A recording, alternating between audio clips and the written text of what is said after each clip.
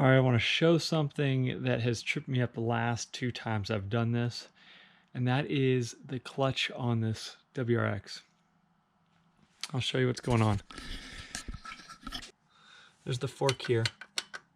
There's the throwout bearing on there, and this guy, this is like the size screw I use. I'm not exactly sure what it is, but it's not big. And that can screw into the, it's basically screwing into this axle that goes through the fork. You can see I can pull it now that I got this screw, and there's a little cap that covers it. But anyways, this is a pull style clutch, which is different than most push style clutches.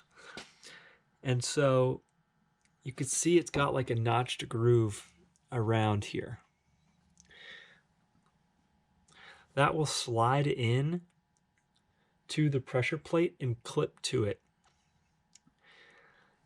So what they say is once the engine's in, you push this forward and it'll connect. Well, I've had some success with that, and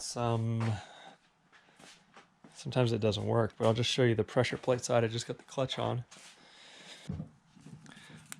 Let's use the light actually. You can see this ring right here on the inside. That's what goes into that groove on the throwout bearing. So it's got to be just right for that to clip in. It doesn't make sense to me to, you know, like put the throwout bearing on the engine side, because getting it on the fork would be difficult, if that makes sense. This makes the most sense to me.